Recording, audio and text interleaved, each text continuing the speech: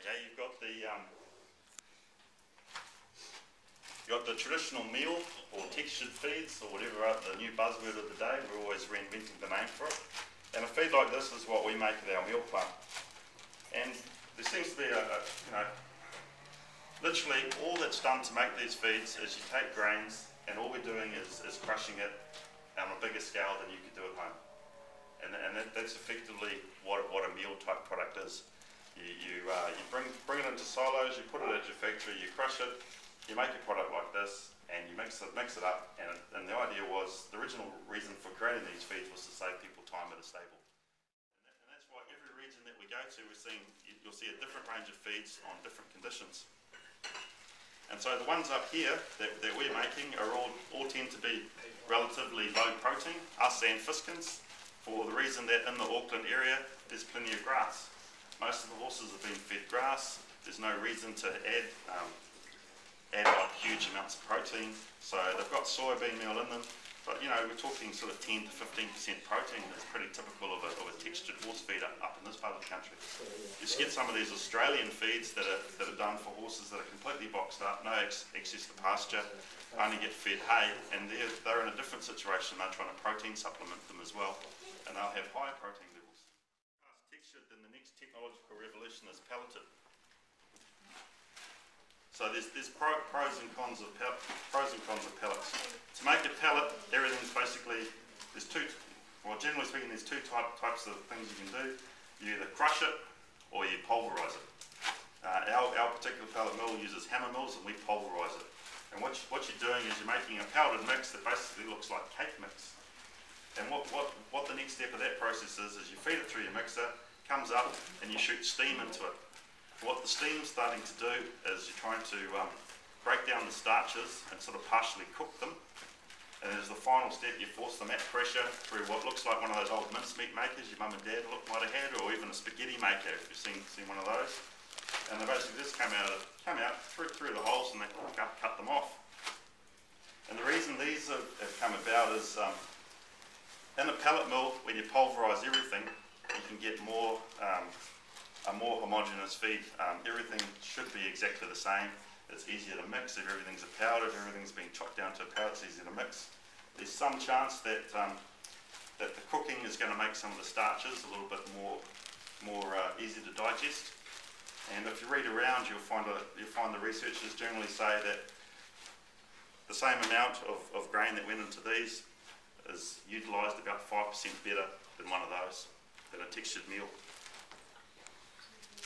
So in the chicken industry, where everything's locked up in cages and they don't get outside to eat, they feed them pellets. In the dairy industry, they're moving to pellets. But in the horse, there's a lot of people who've never gone to pellets and stayed on textured. They started pelleting the chicken feeds because the chickens were picking out certain parts of the grain. And I've heard it time and time again that horses will pick out exactly what they want to eat. And no one seems to have cracked the riddle yet of how to make a pellet that's consistently pelletable and gets the horse eating all of it and not leaving. And the other thing is you get problems with dust and wastage, and so the so-called benefits on paper scientifically start to get hard to weigh up. The next step past this was the extruded ones. So those are the ones that look like, that came out of the cat food industry. So all these extruded feeds, that process was originally created for making cat biscuits and dog biscuits. And what you do is you crush everything up just like you're going to stick it through the pellet mill. And then you heat it up and you add liquid. Now one of the advantages of it is you can add more fat and you can add more liquid to it, and you superheat it up and you get it around about 127 degrees Celsius under pressure, and then you pop it out a nozzle, and when it shoots out of that it explodes like popcorn. And then you just have to dry it, and that's where you get all those little nuggets and things. It's expensive all to make. To heat something up to 127 degrees and do all of this and dry it all out is slow and expensive, and the energy cost starts pushing the price up. And I've often said that if I was getting ready to do a horse trek across the outback of Australia and I was under a weight limit and everything, I think I'd stick extruded feed in my backpack and you'd leave the rest of the weight for water. But if it's just down the track and I can get the feed every week, the price differential at the moment on that technology doesn't quite weigh up, unless you try it on your horse and it works really well. Because there's always one horse that likes something that no one else does, or it's a bit that way. The other reason that people have gone this way is one of cost and the ingredients. When you make a textured meal, you've got no choice but to use whole grains. So ours have maize, barley, oats, or maize, barley, or oats, or some combination of those, and chaff, and you can see everything that's in it. We've got no ability to take, coming out of the human feed industry is a constant stream of waste products that are ending up in the pellet mill industry. So it's like things like flour, things like the broll, the outside of the husks. What else do we get? We get when the maize goes into the starch plant up at Onehunga, you can break bits off and they only want pieces of it, and the little yellow bit can come off, the outside of the hull can come back. You can never put that in textured feed. And all of these things are cheap and they can drive the price down. And that's why these dairy pellets and chicken pellets can have their price driven down, because you can put just about anything into them. We're doing a range of dairy pellets at the moment that are 5 to 10% chocolate biscuits. We can't recommend that for horse people because of swabbing. We can't take coffee flavoured chocolate biscuits. We can't have caffeine in the milk. The most unusual one we had was when we were first experimenting with it. We did one with mint creams, and we made the best smelling dairy sheds you've ever been into in your life. A higher energy conditioning mix, and we do a race mix. And the main thing that changes in these things is just you're looking at oil content. If you want to make a higher energy feed and you want to get the horse looking glossy and whatnot, you start adding more oils and more soybean meals and more proteins.